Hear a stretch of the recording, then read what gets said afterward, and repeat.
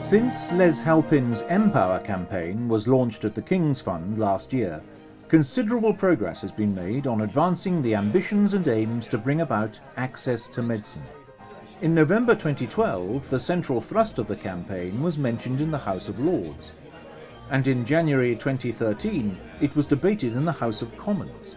Articles in the Sunday Times and on the Today programme have helped propel the campaign into the public domain.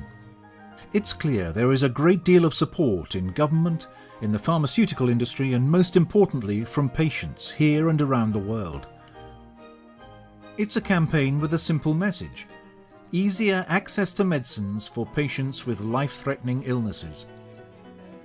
The 4 campaign pillars: a relaxation of regulation, changes to the testing regime, a comprehensive review of treatments, a call for UK government to take an international lead. Patients have a critical role to play in raising awareness, and people who are brave enough during a very difficult time for them to go onto the public stage and tell people what the disease means for them have a huge impact. To help focus the campaign, the Halpin Protocol was drawn up and launched at a highly successful summit held at the Houses of Parliament in April 2013. The summit was chaired by Les's local MP, Geoffrey Clifton Brown, who's been working on taking the campaign further forward with the Secretary of State for Health. Well, we've been pretty active. We've all been working hard since we last met. We had a very, very good summit in the House of Commons. Sir Peter Lackman and all various other people were there, the drugs companies, and particularly George Freeman, who's written the government's Life Bioscience paper for the Prime Minister. So I've written to the Secretary of State, and I want the Secretary of State, Jeremy Hunt, to see us so that we can discuss how we can progress this whole thing.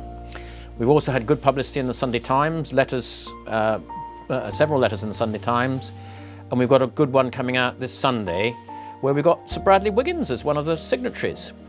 That's absolutely brilliant. With the miracle of modern technology, I have been able to listen to all of the, well, eventually stop it, as well as see all of the news coverage as well. So the next stage is hopefully we have this meeting with Jeremy Hunt, and then I think we've got to try and see how we can get the regulatory regime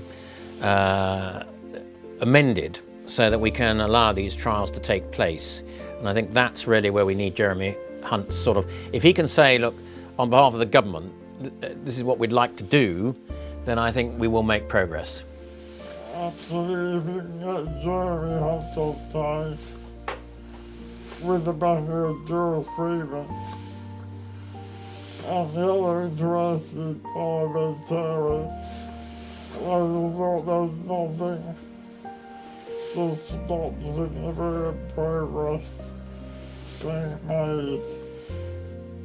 Well, I feel we've made huge progress since you and I last met, because I think we've got actually the whole thing moving on a national basis. We've got now not only these Sir Bradley Wiggins signing this letter, but I had a conversation with Maurice Starchy the other day, and he's running his private member's bill in the House of Lords, and we discussed the whole Access to Medicine campaign, and his final words to me were, when we parted at this, having had this conversation, was, we're going to make this happen. And he said it in a way that he really meant it. So I think that's really good news. That's great. The more people that we bring into this, the greater likelihood of success.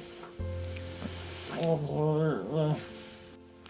And then I think this meeting with the Secretary of State, which I referred to earlier, will be very important, because what we've got to do is decide what aspects needs to be changed in the law, things perhaps like strict liability, and what discretion the government has within the existing law to allow these trials under carefully controlled conditions to take place. And I think that's entirely what the meeting's all about. Certainly there are a couple of other ways that we can look at some of the conditions to make it easier for government to say yes. So to indemnify in situations, drug companies or making special allowance, which might reduce the amount of primary legislation changes or issues with European law. What emerged from the last summit in the House of Commons is that it's a win-win situation. This, as you've already identified, we've got one of the most innovative biotech industries in the world.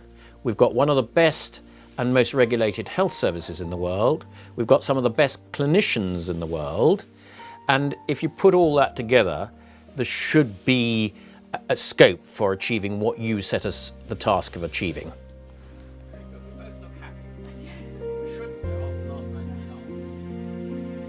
It's clear the campaign is going well, but more public support is needed.